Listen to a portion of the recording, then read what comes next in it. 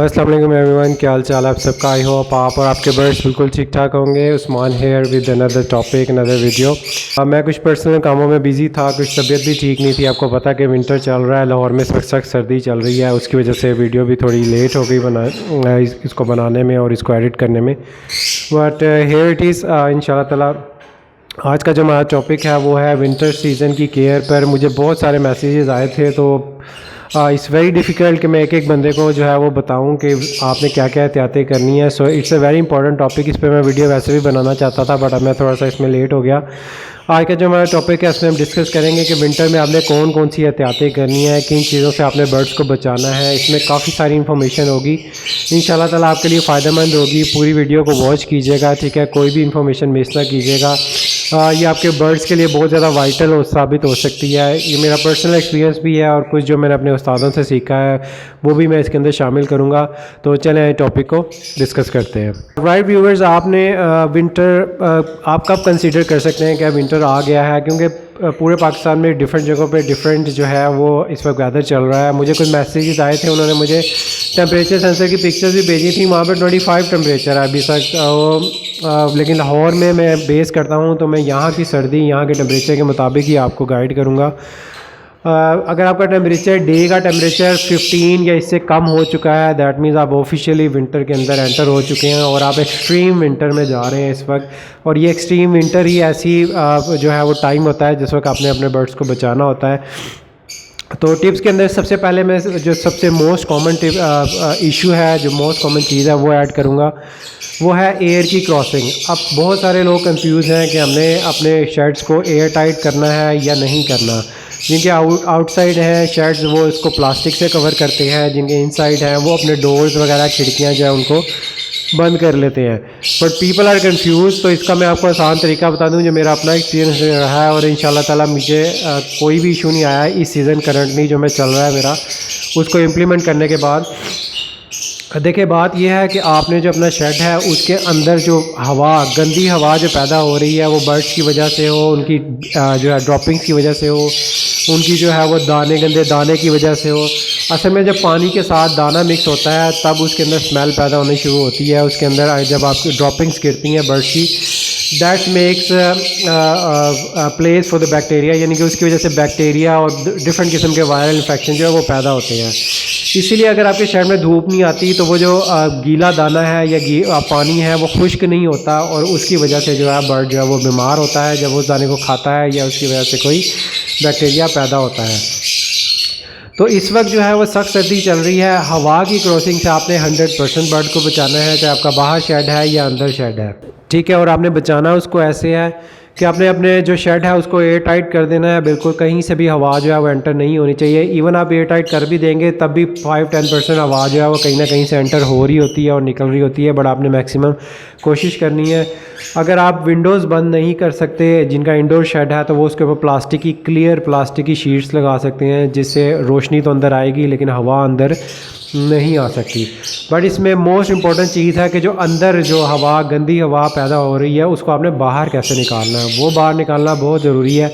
ऐसा ना हो कि आप शेड को जो है वो बिल्कुल ही एयर टाइट कर दें और वो पूरा महीना वो एयर टाइट ही रहे। इससे आपके डेड इंशाल्लाह होंगे, बर्ड्स बीमार होंगे, चिक्स भी मर सकते हैं, डिफरेंट किस्म के बैक्टीरियाज और बीमारियाँ भी आपके शेड में आ सकती हैं। तो करना आपने ये है कि मोस्ट इम्पॉर्टेंटली आपके पास जो है वो एग्जॉस्ट फैन लगा होना चाहिए, और अच्छा एग्जॉस्ट फैन लगा होना चाहिए। अगर तो वो प्लास्टिक वाला एग्जॉस्ट फैन है तो वो आपने 24 आवर्स चलाना है, और अगर आपके पास लोहे वाला यानी कि वो जो लाहौरी टाइप का हैवी ड्यूटी जो होता है वो एग्जॉस्ट लगा हुआ है, तो उसको आप दिन में 2 घंटे चला सकते हैं। यानी कि सुबह जब आप शेड में आएँ तो आप उसको 1 घंटा या आधा घंटा मिनिमम लाजमी चलाएँ, और जब आप शाम को शेड में आएँ या दोपहर में आपको टाइम मिले तब आपने उसे आधा घंटा 1 घंटा आपने लाजमी चलाना है। इससे होगा ये कि जो अंदर की गंदी हवा होगी वो बाहर निकल जाएगी, और आपके जो बर्ड्स हैं और जो आपके चिक्स हैं उनको आपने कोई भी किस्म का इशू नहीं क्रिएट होगा। इससे जो है आपका टेम्परेचर जो है शेड का वो वक्ती तौर पे थोड़ा सा डाउन होगा, लेकिन वो दोबारा नॉर्मल हो जाएगा। So this is how you need to save your birds from crossing air crossing, cold air crossing. ठंडी हवा बर्ड को लगेगी तो वो बीमार हो जाएगा, और लवबर्ड ऐसा बर्ड है जो एंड में जाके, यानी कि जब वो अपनी उसकी बस हो चुकी होती है तब जाके वो आपको शो करता है कि उसको बीमारी कोई ना कोई हो गई है, और उसके बाद टाइम बहुत कम होता है और बर्ड आपका बिल्कुल फारिग हो जाएगा। तो ये थी मेरी पहली टिप जिससे आपने बर्ड्स को ठंडी हवा से बचाना है। नंबर 2 पे जी वेरी इंपॉर्टेंट इशू, मुझे बहुत सारे लोगों ने वीडियो भी बनाई हुई है और मुझे इसके ऊपर मैसेजेस भी आए थे। मैं तो आपके साथ अपना पर्सनल एक्सपीरियंस शेयर करूँगा कि लोगों ने मुझे कहा कि वाटर पोर्स जो है वो आपने रात को पानी के निकाल देने हैं। देखें, इसका मकसद सिर्फ ये है, जो निकालता है वो भी ठीक है, जो नहीं निकालता वो भी ठीक है, ये दोनों लोग ठीक हैं। मैं आपको बता देता हूँ आपने केयर क्या करनी है इसके अंदर। इसका ये मतलब नहीं है कि आपने जो किसी से बात सुनी तो आपने उसको ही फॉलो करना शुरू कर देना है, ऐसा नहीं होता। मैंने कभी वाटर पोर्ट्स नहीं निकाले, मैंने कुछ लोगों को मैसेज किया भी था बट कुछ को मैं नहीं कर सका। अगर तो आप बड़े वाले पॉट्स वाटर के यूज़ कर रहे हैं तो उसमें इशू ये आता है कि बर्ड समटाइम खुद नहाना भी शुरू हो जाते हैं और पानी जो है वो रात के वक्त तक जब सारा दिन पड़ा रहता है तो वो बहुत ठंडा हो जाता है। अगर इतने ठंडे पानी में बर्ड नहा के एग्स पे जाके बैठेंगे या चिक्स के साथ बैठेंगे तो 80% चांस हैं कि कोई ना कोई इशू आएंगे। 20% होता है ऐसा लोगों के साथ, उनको कोई इशू नहीं आता। इसका ये मतलब नहीं है कि उनके साथ इशू आएगा ही नहीं या बाकी लोग भी वो फॉलो करें तो उनके साथ कोई इशू नहीं आएगा, ऐसा नहीं होता भाई। ठंडे पानी से जब भी बर्ड नहाता है, ठीक है, और उसको आदत ना हो तो वो खुद भी बीमार हो सकता है, अपने बच्चों को भी बीमार कर सकता है और एग्स भी ख़राब कर सकता है। ये सिर्फ उन लोगों के लिए फिजिबल है जिनके बर्ड्स को ऑलरेडी ठंड में रहने की आदत हो, ठंडे पानी से नहाने की आदत हो, उनको कोई इफेक्ट नहीं होता इससे। लेकिन पाकिस्तान में क्योंकि सर्दी बहुत कम पड़ती है, बर्ड्स को इतनी आदत नहीं होती। तो आपने इसमें करना ये है कि एक तो आप ड्रॉपर यूज़ करें। ड्रॉपर से देयर इज़ नो वे कि बर्ड नहा सकेगा, ठीक है, वो पानी पी सकता है मैक्सिमम, वो नहा नहीं सकेगा। तो नहाने के लिए आपने अलग से उसे स्प्रे करना है, वो भी मैं अभी आपको आगे वीडियो में बताता हूँ। तो ड्रॉपर आपने यूज़ करना है और आपने करना ये है, जो बेस्ट इसका वे है, बेस्ट वे ये है कि आप सुबह अर्ली मॉर्निंग, ठीक है, या फिर नाइट के वक्त आपने सुबह अर्ली मॉर्निंग जो है वो पानी चेंज किया, बर्ड को फ़िल्टर वाटर दें, आप ताज़ा पानी दें, या अगर नलके की आपकी पीएच ठीक है पानी की तो आप नलके वाला टैप वाटर भी दे सकते हैं। अगर वो साफ़ है, आपने उसकी पीएच चेक कर लेनी है, it should be less than 300 जो आपने बर्ड्स को पानी देना है। तो सुबह के बाद आपने ताज़ा पानी दिया, उसके बाद जब रात को आपने शेड से निकलना है तो इंस्टेड के आप पानी बिल्कुल ही अपने पोर्ट्स बाहर निकालने, आपने दोबारा से पानी को साफ़ करना है और उसे टैप वाटर यानी कि ताज़ा पानी अपने पोर्ट्स में डाल देना है और वो दोबारा केजेस में रख देना है। इससे होगा ये कि वो सुबह तक इतना ही ठंडा होगा जितना वो नॉर्मली हो सकता है। तो सुबह जो है जब आप आएंगे आपने दोबारा इसको चेंज कर देना। तो अगर आप दिन में 2 दफ़ा इसको चेंज कर रहे हैं there should be no problem, ठीक है, पानी इतना ठंडा नहीं होगा क्योंकि बर्ड का जो गला है वो ठंडे पानी से ख़राब होता है। जब बहुत ठंडा पानी बर्ड पीता है तो या तो वो पीता ही नहीं है या जब वो पीता है तो उसका गला जो है वो ख़राब होने का डर होता है, उससे उसको जो है वो फ्लू भी हो सकता है, कोई डिफरेंट किस्म के इश्यूज़ को हो सकते हैं।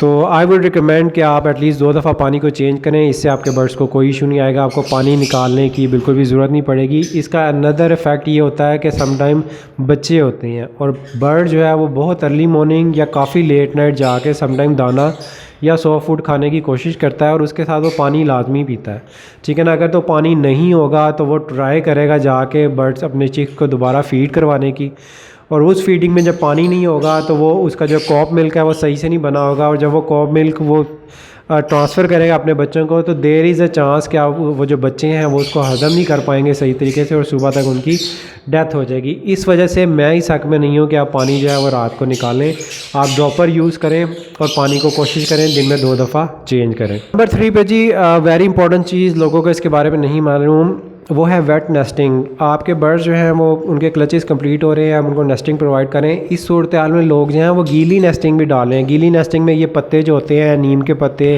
पालक के पत्ते या फिर मेथी की डंडियाँ, उनको जब वो साफ़ करते हैं तो वो गीले ही उसके अंदर डाल रहे होते हैं। तो ये चीज़ें आपने इस विंटर के अंदर या तो अवॉइड करनी है या बहुत ज़्यादा सुखा के, उसे अच्छी तरह सुखा के आपने फिर अपने बर्ड्स को देनी है। गीली नेस्टिंग आपने अपने बर्ड्स को किसी सूरत में भी प्रोवाइड नहीं करनी है। अगर आपका बॉक्स के अंदर गीली नेस्टिंग जाएगी तो वहाँ पे भी बैक्टीरियल इन्फेक्शन क्रिएट हो सकता है। जो मैं करता हूँ, मैं विंटर के अंदर यानी कि एक्सट्रीम विंटर जो इस वक्त चल रहा है यानी कि एक्सट्रीम विंटर के 2 महीने मैं नीम के पत्ते, इसके जो है मोरिंगा के पत्ते या किसी और किस्म की ऐसी चीज़ जो कि गीली हो या गीली करके देनी पड़े या साफ़ करके देनी पड़े वो मैं उनको नहीं प्रोवाइड करता। इसकी जगह जो है मैं उन्हें लकड़ी की स्टिक्स, पोल्का की जो स्टिक्स होती हैं, अगर आपने मेरी नेस्टिंग की वीडियो नहीं देखी तो वीडियो जाके देखें, उसमें मैंने बताया हुआ है। वो स्टिक आप उनको प्रोवाइड कर सकते हैं। आप उनको जो है वो भुट्टे के अंदर वाले जो छिलके होते हैं यानी कि जो साफ़ छिलके होते हैं वो प्रोवाइड कर सकते हैं। इसके अलावा आपने जो नॉर्मल नेस्टिंग होती है वही प्रोवाइड करनी है। जो नेस्टिंग है वो ड्राई होनी चाहिए, क्योंकि ड्राई नेस्टिंग जब आप उनको देंगे तो ह्यूमिडिटी ऑलरेडी हाई है। जब उनके एग्स और बच्चे उनके निकलेंगे तो वो जो ड्राई नेस्टिंग है वो ह्यूमिडिटी जो है वो हेल्प करेगी उसको कंट्रोल करने में बॉक्स के अंदर। अगर आप उन्हें गीली नेस्टिंग प्रोवाइड करेंगे तो वो बॉक्स के अंदर भी गीला रहेगा, अंदर ह्यूमिडिटी बढ़ेगी, ठंड ज़्यादा पैदा होगी, आपके बर्ड्स को भी ठंड लगेगी। तो इसको आपने अवॉइड करना है। नंबर 4 पे जी कोल्ड फूड, यानी कि आप जो है वो मुझे मैसेजेस आए थे कि आपने ये जो सोक सीड्स होते हैं, गंदम होती है, ये चीज़ें उबाल के देनी है या भिगो के देनी है। इसके 2 तरीके हैं। पहला तरीका तो ये है कि आप इसको जो है वो उबालें, ठीक है। डायरेक्ट उबालेंगे तो टाइम ज़्यादा लगेगा, मतलब आपको आधा घंटा लग जाएगा इनको उबालने में अच्छी तरीके से, ठीक है। लेकिन उबालना मस्ट है। अगर आप भिगो के देंगे तो इनकी तासीर ठंडी होगी, अगर आप इन्हें बॉयल करके देंगे तो इनकी तासीर गर्म होगी। क्योंकि विंटर चल रहा है तो हमने गर्म चीज़ देनी है अपने बर्ड को, तो आपने इन्हें बॉयल लाजमी करना है। जो मेरा तरीका है वो ये है कि मैं इन्हें पानी में भिगो देता हूँ रात को, ठीक है। सुबह जो है वो पानी में साफ़ करता हूँ। जो सोक सीड, गंदम वगैरह आपकी दालें हैं, इनको आपने 2-3 दफ़ा जो है वो ताज़े पानी से निकालना है। निकालने के बाद दोबारा पानी थोड़ा सा उसमें भर के उसके बाद इनको बॉयल करना है। उससे होगा ये, जब सारी रात ये भीगी रहेंगी उसमें आपने हल्का सा एप्पल विनीगर डाल देना है, उससे ये 80% तक जो है नरम हो चुकी होंगी। उसके बाद आपने इसे 1-2 दफ़ा पानी निकाल के इसके अंदर ताज़ा पानी भर के इसको सिर्फ 1 दफ़ा बॉयल करना है, यानी कि 1 उबाला आपने इसको देना है। तो ये परफेक्ट हो जाएंगी, तकरीबन 100% तक बॉयल हो जाएंगी। उसके बाद आपने इसका पानी निकालना है, इनको थोड़ी देर ठंडा करना है और उसके बाद अपने बर्ड्स को सॉफ्ट फूड के अंदर मिक्स करके सर्व कर देना है। ये इसका है प्रॉपर वे। विंटर के अंदर आपने सिर्फ पानी के अंदर भीगी हुई चीज़ें नहीं देनी, ठीक है, उनकी तासीर ठंडी हो जाती हैं, वो सिर्फ हम समर में देते हैं। नंबर 5 पे जी आपने स्प्रे कैसे करना है, इसके ऊपर मैंने रिसेंटली अभी वीडियो बनाई थी, वो आप वीडियो जाके वॉच कर लें, ठीक है, वो मेरी प्लेलिस्ट में मौजूद होगी। स्प्रे जो है आपने डे टाइम पे करना है, ताज़े पानी या नीम गर्म पानी का करना है। नाइट में या अर्ली मॉर्निंग में स्प्रे नहीं करना। बॉक्सेस के अंदर स्प्रे नहीं करना, ठीक है, बॉक्सेस के बाहर भी आपने स्प्रे नहीं करना।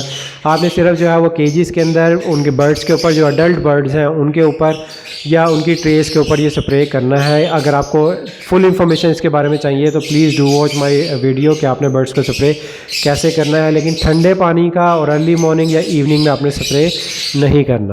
नंबर 6 पे आ जाता है जी cleaning is very very important. इस वक्त ह्यूमिडिटी बहुत ज़्यादा हाई है, तो ठीक है, fungal infection, bacterial infection, different किस्म के इन्फेक्शन जो है वो क्रिएट होंगे।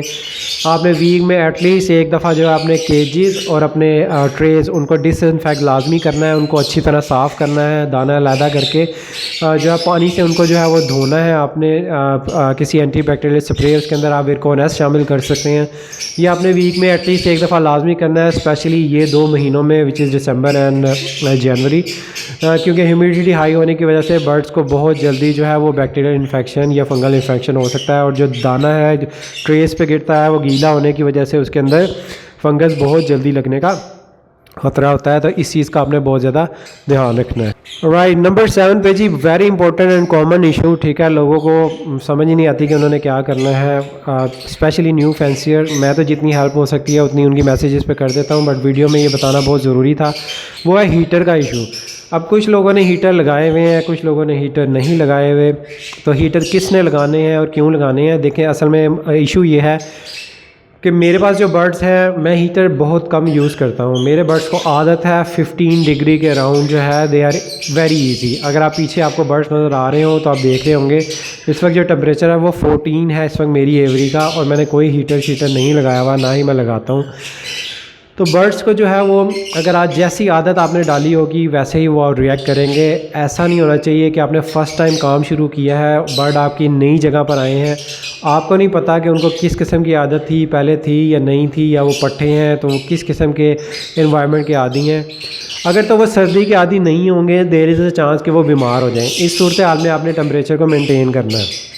अगर हम नए बर्ड्स कहीं से लेके आ रहे हैं, इसमें आप उनसे भी पूछ सकते हैं कि उनकी एवरी का टेम्परेचर नॉर्मल क्या था। आप कोशिश करें वही टेम्परेचर मेंटेन करें, आपके बर्ड्स को कोई इशू नहीं आएगा। अगर बर्ड्स को आदत नहीं है सर्दी में रहने की, फिर आपको डेफिनेटली टेम्परेचर मेंटेन करना है। किसी भी सूरत हाल में आपकी एवरी का टेम्परेचर 15 से नीचे नहीं जाना चाहिए। अगर आपके पास चिक्स आए हुए हैं स्पेशली, तब आपने टेम्परेचर को जो है वो मेंटेन करना है, ठीक है। तो अगर तो टेम्परेचर बहुत ज़्यादा नीचे जाएगा, जाहिर सी बात है इंक्यूबेशन में प्रॉब्लम्स आएगी, क्योंकि फ़ीमेल जो है उसको 37 डिग्री मेंटेन करना होता है हैचिंग के लिए। अगर तो वो मेंटेन नहीं कर पाएगी, बाहर का टेम्परेचर कम होगा, उसे मेंटेन करने में मुश्किल होगी, इससे आपका इंक्यूबेशन पीरियड बढ़ता जाएगा और हो सकता है कि डेडिंग सेल भी हो जाए। तो बहुत ज़्यादा सर्दी वो जो है वो नहीं बेयर कर सकते। तो बच्चे हों या अडल्ट हों, मेरी रिकमेंडेशन ये है कि किसी भी सूरत हाल में, नाइट हो या डे हो, आपकी एवरी का टेम्परेचर 15 से नीचे नहीं जाना चाहिए। आपने इसे 15 से ऊपर ही मेंटेन करना है। अब आपने कैसे मेंटेन करना है, देखिए गैस वाला हीटर तो मैं आपको बिल्कुल रिकमेंड नहीं करूँगा, वो आपने नहीं लगाना। उसमें ज़रा सी भूल चूक हुई, गैस लीक हो गई, कोई किसी किस्म का इशू हो गया, तो आपके सारे बर्ड्स फारिग हो जाएंगे, आपको पता भी नहीं लगेगा।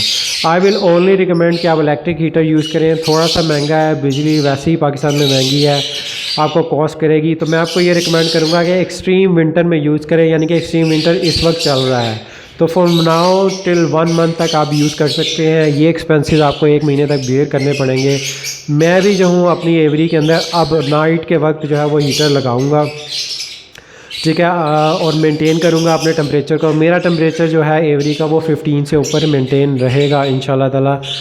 इससे आपके बर्ड्स को कोई इशू नहीं आएगा। और यस, आपने वेंटिलेशन का डे टाइम में ख्याल रखना है। हीटर तो आप सारी रात चला लेंगे, लेकिन डे टाइम में आपने, जिस तरह मैंने आपको वेंटिलेशन का भी बताया था एग्जॉस्ट है, वो आपने लाजमी करनी है। राइट व्यूअर्स, लास्टली जो है वो मैं आपको ये रिकमेंड करूँगा कि अपनी ह्यूमिडिटी और टेम्परेचर को मेंटेन रखें। टेम्परेचर अबव 15 मेंटेन रखें और ह्यूमिडिटी जो है उसको लेस दैन 75 रखें। किसी तरह भी आप इसको मेंटेन करें। ह्यूमिडिटी को आप ऐसे मेंटेन कर सकते हैं कि आप जो है वो बूरा वगैरह अपने, या जो आपका दाना वगैरह है उसको जो है अपने फ्लोर पे रहने दें, हवा की क्रॉसिंग रोकें। बूंदें बाहर पड़ रही हैं या अगर बारिश हो रही है तो हवा क्रॉस होगी तो ह्यूमिडिटी और बढ़ जाएगी। दिन के अंदर एटलीस्ट 2 दफ़ा जो है एग्जॉस्ट 1-1 घंटे के लिए लाजमी चलाएँ, उससे आपकी ह्यूमिडिटी डाउन होगी। तो ये टिप्स यूज़ करें, इंशाल्लाह ताला आपके बर्ड्स जो हैं वो सेफ़ रहेंगे, आपकी इंक्यूबेशन ठीक रहेगी। एक और वेरी इंपॉर्टेंट चीज़, मुझे बहुत ज़्यादा मैसेज आए थे कि हैचिंग नहीं हो रही हमारी। देखें, इस वक्त विंटर चल रहा है। मैंने अभी आपको बताया कि जो फीमेल है उसको इंक्यूबेशन में टेम्परेचर मेंटेन करने में मुश्किल हो रही है, जिसकी वजह से दिन बढ़ रहे हैं। अप टू 30 डेज़ तक भी इंक्यूबेशन चली जाती है। तो खुदा के लिए खुद इसको ना खोलें। मुझे लोगों ने तस्वीरें भेजी हैं टूटे हुए अंडों की, खुद खोल के अंदर बच्चे सांस ले रहे थे। So please don't do that, wait करें, ठीक है। आपके बच्चे इंशाल्लाह ताला हैच होंगे। ह्यूमिडिटी ज़्यादा होने की वजह से, टेम्परेचर कम होने की वजह से हैचिंग लेट हो रही है। So please wait and do not attempt this by yourself. तो आई होप कि आपको इन्फॉर्मेशन अच्छी लगी होगी। मैंने मेन पॉइंट्स जो हैं वो जो कवर करने की कोशिश की है। इसको दूसरे लोगों से भी शेयर करें ताकि उनको भी इससे फ़ायदा हासिल हो सके। मिलते हैं इंशाल्लाह नेक्स्ट वीडियो में विद अनदर टॉपिक। तब तक के लिए अपने बर्ड्स का, अपने पेरेंट्स का ख्याल रखें। टेक केयर, अल्लाह हाफ़िज़।